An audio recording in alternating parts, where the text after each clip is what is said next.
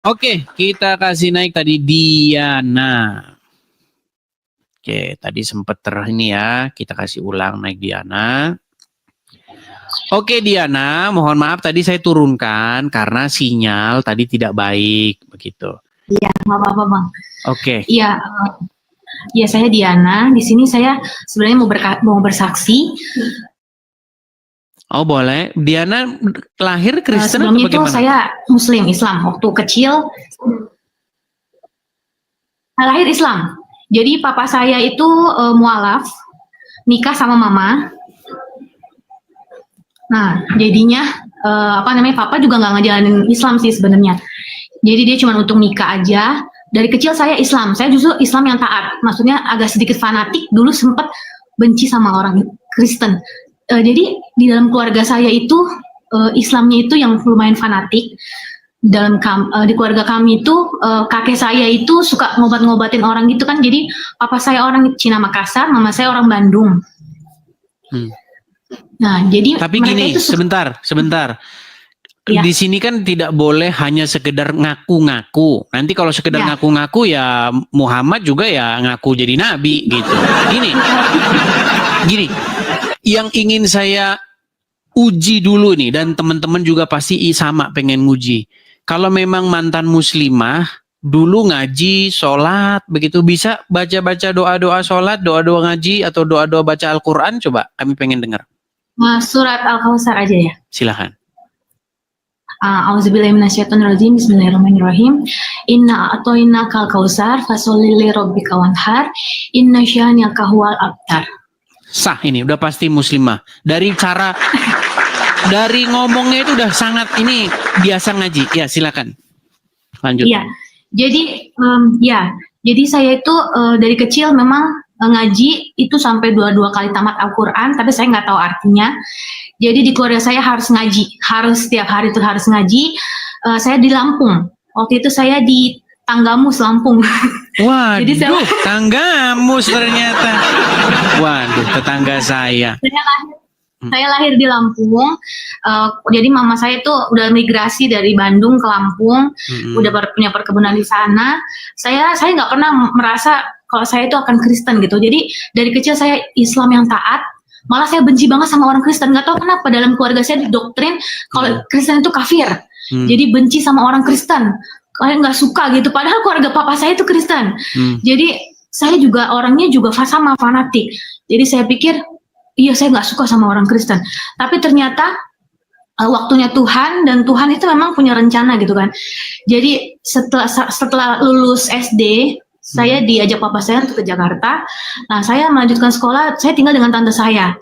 Tapi saya nggak mau diajak untuk ke gereja, untuk jadi Kristen. Saya nggak mau. Saya bilang saya itu orang Muslim. Saya bilang saya Muslim. Saya nggak suka sama Kristen. Saya benar-benar fanatik. Saya sekolah tetap Islam. Saya pakai kerudung pakai jilbab hari Jumat itu saya harus pakai.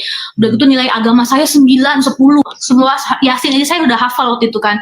Pokoknya saya udah benar-benar Islam yang taat. Tapi Tuhan punya rencana, tiba-tiba ada acara SPK, saya pengikut Kristus, itu ada 3 hari acara Champion Gathering. Jadi ada satu kakak-kakak pembinanya itu terbeban untuk saya ikut. Di situ saya bilang, dia sampai biayain saya karena saya masih anak-anak, masih umur 12 tahun saat itu. Dia bilang, kamu aja yang ikut, saya biayain kamu untuk pergi. Saya bilang, aduh gak usah kak, saya bilang gitu. Tapi akhirnya saya pergi. Di saat pergi, ada acara baptisan Roh Kudus. Nah, saya kan nggak bisa berdoa, saya nggak bisa menyebut nama Yesus, itu sangat-sangat susah di mulut saya. Saat ada baptisan Roh Kudus, tiba-tiba Roh Kudus bilang, katanya kamu maju aja ke depan, ada artalpol gitu, maju ke depan didoakan. Saya maju, saat saya maju saya nangis, dan saya bilang, saya nggak bisa untuk menyebut nama Yesus. Tiba-tiba pembinanya doain, bilang gini, sebut aja nama Yesus. Akhirnya saya bilang, gak bisa, saya bilang, saya udah nangis. Sebut aja nama Yesus. Saat saya bilang, Yesus, saat saya menyebut nama Yesus, itu hati saya damai. Saya rasa damai sejahtera itu dalam hati saya, masuk ke dalam hati saya. Saya bilang, Tuhan, setelah doa itu selesai, saya itu Muslim Tuhan. Gimana saya untuk kasih tahu ke dunia, maksudnya kasih tahu ke orang-orang, kalau saya itu Kristen, saya nggak mau punya 2 agama. Saya bilang, saya mau kalau misalnya Tuhan memang Engkau adalah, saya sampai tantangin Tuhan, saya bilang, kalau Engkau adalah Tuhan, Tuhan tahu nyatakan Tuhan kasih saya kemampuan untuk bilang sama guru-guru saya, sama semua orang di dimanapun saya berada, saya bilang, kalau saya itu Kristen, saya sudah menerima Tuhan sebagai Tuhan dan juru selamat saya. Itu di umur 12 tahun itu, akhirnya benar saya waktu hari Jumat kan harusnya pakai jilbab. Saya bilang ke guru BP, Pak maaf ya Pak, hari ini saya mau ganti di rapot saya Kristen. Semua guru panggil saya, ada 10 guru, dan salah satu gurunya guru PKN, dia bilang, saya udah baca 5 kitab, dia bilang gitu. Dan gak ada yang benar, semuanya Al-Quran paling benar, dia bilang gitu. Pokoknya dia gini. Dia tanya, kamu tahu gak Allah Tritunggal itu apa? Dan itu, saya itu dengan polosnya saya jawab, udah hikmat dari Tuhan, saya bilang, kenapa kamu pindah ke itu umur Kristen? 12 tahun? Iya, 12 tahun. Terus akhirnya saya jelasin, Pak, saya memang belum lama jadi Kristen, tapi saya ngerti, nggak tahu Tuhan kasih tahu saya saat semut itu terjepit, saya bilang gitu. Dia kalau saya manusia, saya mau tolong semut itu nanti dia mati saat saya cabut kan, saya bilang gitu. Tapi untuk saya yang bisa nolong semut itu, saya harus jadi semut. Nah seperti itu pun Tuhan itu dia Tuhan Allah, tapi dia harus jadi seperti manusia supaya dia bisa menembus dosa-dosa manusia dan dia tolong manusia itu, saya bilang gitu kan. Terus akhirnya, wah kamu sudah lama jadi Kristen ya, dia bilang gitu. Kamu akhirnya nilai agama saya jadi 7. Udah gitu saya dibenci satu sekolah, tapi setiap hari Kamis itu ada pelajaran agama, kita Sebentar, tapi itu sekolah negeri atau sekolah Islam? Sekolah swasta tapi Islam. Oh, oke. Iya, jadi guru-guru semuanya pada nggak suka sama saya, tapi yang agama Kristen kita semuanya kayak disingkirkan gitu, nggak ada pelajarannya, udah gitu kita nggak dianggap. Tapi saat ada pelajaran agama Islam yang harus mereka kumpul, kita bikin grup gitu, saya untuk angkat perjamuan kita sama-sama berdoa. Kita bilang walaupun kita bukan mayoritas di sekolah ini, tapi kita harus percaya, kita harus berdoa untuk orang-orang yang lain. Akhirnya kita sama-sama berdoa, dan puji Tuhan semenjak saat itu saya memberitahukan iman saya. Tuhan, saya walaupun orang tua saya, mama saya sendiri sampai saat ini, kemarin itu mama saya itu sangat benci sama saya. Dia bilang katanya, di keluarga kita nggak ada katanya yang Kristen, dia bilang gitu kan. Kamu jangan, pokoknya dia selalu menghujat, kayak dia bilang katanya, kamu nggak usah jadi anak mama lagi. Kamu tuh katanya bikin malu begini. Saat saya baca Alkitab saya dikata-katain, apa tuh Yesus gini. Tapi kemarin Bang Edi, puji Tuhan, Tuhan suruh saya untuk puasa 30 hari. Saat saya puasa, mama saya sakit. Tiba-tiba dia telepon saya, mama lagi sakit, tiba-tiba ada bengkak begini. Terus akhirnya bisa nggak saya video call mah gitu kan. Waktu video call saya bilang, mama boleh nggak ayah doain tapi dalam nama Tuhan Yesus. Terus akhirnya dia kaget, matanya udah melalak, terus kaget, hah emang boleh ya doa kayak gitu? Tapi kan kita beda, nggak apa-apa, tapi mama harus percaya ya, mama sembuh. Mama taruh tangannya di tempat yang sakit, ayo kita berdoa. Akhirnya mama oh yaudah deh nggak apa-apa. Akhirnya kita berdoa sama-sama, dan puji Tuhan saat berdoa saya merasa damai. Tuhan, aku tahu Tuhan, seluruh keluargaku akan diselamatkan. Satu orang bertobat, seluruh rumah akan diselamatkan, janji firman Tuhan. Dan aku percaya walaupun memang saat ini keluarga dari mama saya belum diselamatkan, tapi saya percaya suatu saat kita semua akan percaya Tuhan. Dan saat didoakan itu mama saya sudah amin, mama saya ikutin tapi ngeliatin buka mata. Dia bilang, setelah itu dia telepon lagi. Setelah itu dia bilang, oh mama udah sembuh, udah enakan, bener kamu ya gini, jangan lupa berdoa terus buat mama ya. Dia bilang gitu. Ya saya percaya mungkin ya banyak dari antara kalian itu punya pengalaman pribadi sama Tuhan yang berbeda-beda, dari latar belakang yang berbeda, mungkin fanatik atau gimana, tapi saya percaya hanya di dalam Tuhan Yesus kita punya kasih gitu. Di luar Tuhan itu, bahkan saya bukannya menjelekkan agama Islam, tidak, memang punya pengalaman pribadi sama Tuhan itu sesuatu yang sangat berharga gitu. Jadi memang Tuhan itu beberapa kali kayak menunjukkan, karena dia Tuhan adalah jalan kebenaran dan hidup. Walaupun orang Islam selalu berdoa untuk ihdina shiratal mustaqim, tunjukkan kami, selalu bersujud untuk cari itu. Saya percaya kalau misalnya orang itu memang benar-benar cari Tuhan, dia akan dijumpai Tuhan secara pribadi, entah itu mungkin dalam mimpi, entah itu pengalaman pribadi seperti saya. Jadi memang banyak setelah saya jadi Kristen, ada beberapa orang juga kayak nggak percaya, kayak apalagi kalau saya ke Lampung tuh, mereka orang Lampung kan orangnya kan memang keras-keras kan, maksudnya juga mereka mungkin akan pandang saya sebelah mata atau bagaimana. Saya sih nggak peduli ya, karena saya pikir keselamatan itu pribadi dan masing-masing orang gitu. Saat kita percaya Tuhan, kita nggak boleh pelimpan gitu punya dua agama. Oh ya saya Islam juga, saya Kristen juga. Jadi saya untuk teman-teman, pesan untuk teman-teman dimanapun kalian berada gitu, yakin dengan iman kalian karena pilihan kalian itu sudah tepat. Karena Tuhan Yesus itu nggak pernah iseng gitu pilih seseorang untuk percaya sama Tuhan, itu nggak iseng gitu. Karena ada sesuatu rencana Tuhan, mungkin Tuhan mau pakai kalian untuk jangkau jiwa lagi, karena kan di luar Tuhan kita nggak selamat gitu. Karena memang di dalam Tuhan Yesus itulah jalan kebenaran hidup. Dan yang bikin satu lagi Bang Edis, yang bikin saya juga yakin, makin yakin kalau misalnya Tuhan itu bukan agama yang untuk kita jadi bisa ke surga gitu. Karena memang Tuhan sendiri yang nyatain diri untuk kita ke sana. Jadi salah satu guru saya bilang begini, kamu yakin kamu Kristen? Saya bilang, iya saya yakin Pak. Karena itu memang Tuhan jumpai saya secara pribadi. Dia kasih kekuatan saat saya nggak bisa berdoa, dia yang pimpin saya untuk berdoa. Tapi tiba-tiba Tuhan yang ubahkan hidup saya. Dulu saya benci sama orang Kristen Pak. Saya pengen jadi teroris malah Pak. Saya pengen bunuh orang Kristen. Padahal saya nggak pernah orang Kristen nggak ada masalah sama saya gitu kan. Tapi kayaknya iya orang Kristen kafir, darahnya kafir.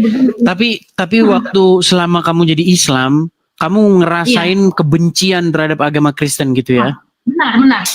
Memang bencinya itu Islam yang sejati seperti itu memang.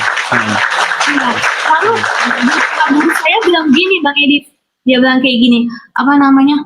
Tapi kamu menikah cuma 1 kali loh seumur hidup, dia bilang gitu. Saya bilang, oh iya Pak, kita nggak suka menikah banyak-banyak. Untuk apa menikah banyak-banyak? Cuman katanya bapak gurunya, saya nggak bisa kayak gitu. Dia bilang gitu kan, kamu nanti menikah nggak boleh cerai, 1 seumur hidup. Kamu mau kayak gitu? Dia bilang, oh bapak mau nikah berapa kali Pak? Kayak gitu. Akhirnya dia malu dan saya pikir memang apa ya? Kan terkadang kan orang untuk apa namanya? Memikirkan tentang surga aja itu kudus ya. Tapi yang saya pikir itu bukan saya mau menjelekkan, tapi di saat surga itu tujuannya untuk bidadari atau sesuatu yang kalau di dalam Al-Qur'an gitu. Ya, kalau di dalam Al-Qur'an Allah itu memang menjanjikan kenikmatan seksual begitu. Bahkan janji Allah, hadiah yang akan diberikan oleh Allah kepada orang-orang bertakwa itu adalah gadis-gadis yang mohon maaf berpayudara besar. Memang itu janji Allah begitu. Dan memang muslim-muslim laki-lakinya ya mereka akan kegirangan. Cuman yang sampai sekarang saya masih bertanya-tanya, terus kalau wanita dikasih wanita berpayudara besar ini buat apa gitu. Itu banyak begitu. Kemuliaan ya Bang Edi, sudah nggak ada pikiran-pikiran seperti itu karena kan kita memang Tuhan ada ya, maksudnya manusia roh bukan daging lagi, tapi pikirannya masih di daging, berarti di dunia.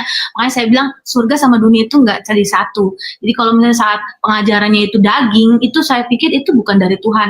Dan saya juga ngerasa, dan Bang Edi 2017 kemarin tuh kaki saya patah di Lampung. Di Lampung itu Bang Edi tahu tangga mus itu susah rumah sakit kan. Jadi kaki saya patah, itu saya bernazar sama Tuhan. Saya nggak tahu itu ucapan dari mulut saya. Saat kaki saya patah, saya bilang, Tuhan, kalau Engkau bikin kaki saya nggak sakit dan bisa jalan dan nggak cacat, Tuhan, saya bilang itu. Saya mau menginjil seperti Paulus. Itu pun saya pikir Paulus tuh hebat banget karena saya memang suka kisah para rasul. Saya udah baca kitab udah mau 2 kali tamat. Tapi saya ngerasa Tuhan bisa pakai orang yang dulu pembenci Tuhan, bisa dipakai Tuhan jadi pemberita kabar baik itu. Saat sekarang saya tertarik, mungkin saya bukan tertarik, saya punya kerinduan untuk sekolah apologet.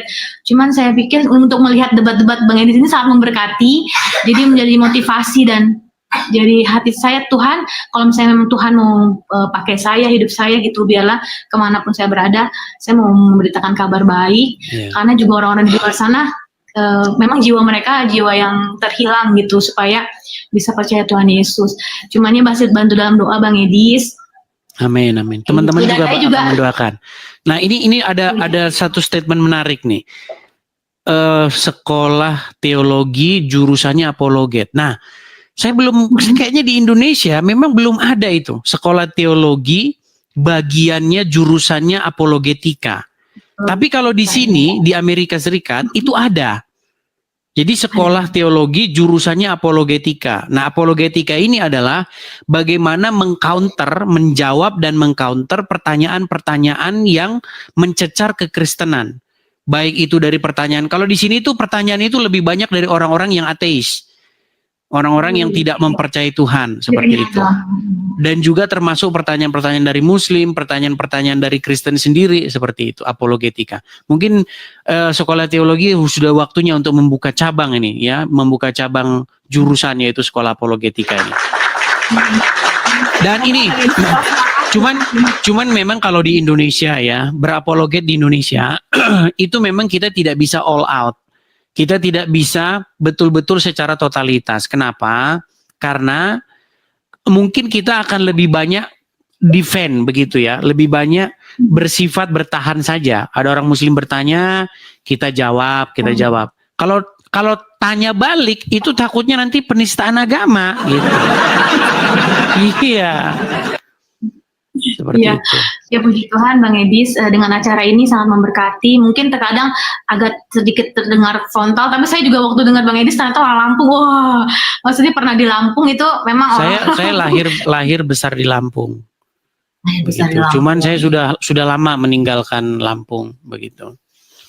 Iya, ya saya berdoa juga semoga nanti rumah apologet yang sedang direncanakan oleh Bang Edis itu bisa berjalan lancar, meskipun banyak hujatan-hujatan atau seperti apa. Saya berharap Bang Edis tetap kuat dan tetap percaya. Banyak yang mendoakan juga supaya Bang Edis tetap kuat di sana, jangan patah semangat, memberitakan kabar baik sama orang-orang itu. Mungkin memang orang-orang itu memang pikirannya belum terbuka gitu ya. Saat saya di dalam Islam pun saya ngerasa hikmat, marifat, segala sesuatu yang saya nggak tahu waktu saya Islam itu dibukakan setelah saya terima Tuhan. Karena setelah terima Tuhan Yesus itu tiba-tiba damai sejahtera itu masuk dalam hati saya nggak jadi pembenci lagi, saya jadi nggak punya akar pahit sama orang. Juga saya juga ngerasa ternyata hidup saya itu anugerah, saya mau bagikan lagi sama orang-orang di luar sana yang belum percaya Tuhan gitu. Terutama untuk keluarga saya. Tapi gini nih, biar sekedar kita nostalgia ini, karena Muslim nih mereka ngintip-ngintip di bawah dan mereka itu masih saja ini nih kesettingan nih Kristen nih dari awal. Gini, pindah atau keluar dari Islam menuju Kristen. Saya tidak mau bilang istilah murtad ya, karena kurang bagus. Saya mau bilang itu istilah bertobat lah. Bertobat artinya pindah dari Islam ke Kristen, pindah dari kegelapan menuju kepada terang. Gini, itu kan umur 12 tahun. Masih sangat belia. Umur 12 tahun itu kan kelas 6 SD. Ya baru kan? lulus SD. Baru lulus SD. Iya, baru lulus SD masuk SMP. Berarti dulu sholat berarti. Sholat, saya 5 kali, pokoknya saya puasa selalu tamat, sholat, baca Al-Quran setiap hari, saya Islam yang taat, juga saya ngerasa saya malah mau dulu jihad gitu, maksudnya apa yang bisa saya lakukan untuk Islam. Masih kecil sudah punya pikiran begitu ya? Betul. Oh gila, masih umur 12 tahun sudah punya pikiran begitu. Tapi gini, bisa nggak supaya muslim-muslim ini makin yakin lagi nih? Kira-kira membacakan satu surat yang sampai sekarang masih ingat. Surat yang susah. Tadi kan surat Al-Kautsar bisa. Coba surat Al-Quran yang lain coba. Kalau misalnya, ya begitu. Kalau misalnya untuk surat Al-Quran kan memang saya udah lama juga ya. Udah berapa belas tahun gitu ya. Cuman kalau misalnya kayak... Selain Al-Kautsar apa lagi? Kayak misalnya Al-Fatihah. Coba Al-Fatihah coba. Begitu. Auzubillahiminasyaitonirrajim. Bismillahirrahmanirrahim. Alhamdulillahirabbil alamin arrahmanirrahim maliki yaumiddin. Iyyaka na'budu wa iyyaka nasta'in. Ihdinas siratal mustaqim. Shiratal ladzina an'amta 'alaihim ghairil maghdubi 'alaihim waladdallin. Amin. Nah itu masih terngiang-niang karena itu kan kalau kebiasaan lama itu biasanya masih ingat-ingat walaupun sudah nggak percaya itu begitu. Kalau bacaan doa sholat waktu itu ngomong gimana? Ketika sholat itu bacaannya gimana? Niat sholat atau apa gitu? Masih ingat? Kalau misalnya sholat, usolli sunatan. Kalau misalnya tarawih kayaknya, usolli sunatan udah agak lupa sih sudah sebenarnya. Lupa ya. Memang karena sudah lama ya, sudah lama. Iya, nggak apa-apa lah. Artinya masih ada bekas-bekasnya lah seperti. Ya, ada sparking sparkling langsung Oh iya, panjang. kalau ada. Iya, baik. Kalau ada pemicunya begitu. Yasin wal Qur'anil Hakim innaka laminal mursalin Tanzilal Azizir Rahim. Pokoknya dulu ada nadanya gitu kan kalau misalnya baca Iya. Al-Qur'an itu juga segala sesuatunya harus dari Ya, masih Alhamdulillah. ada lah, masih ada bekas-bekas ya muslimnya yang masih tertinggal seperti itu. Ya, jadi kalau muslim-muslim di bawah kalian masih mengatakan, oh lah dasar oten jamar begini ya. Itu derita kalian ya, itu derita kalian. Yang jelas tiap hari ya selalu ada saja ya kesaksian dari orang-orang Islam yang telah meninggalkan agama Islam, yang telah meninggalkan kegelapan menuju terang. Ya, yang muslim-muslim saya cuma mau bilang sama kalian, kapan kalian ikutan? Seperti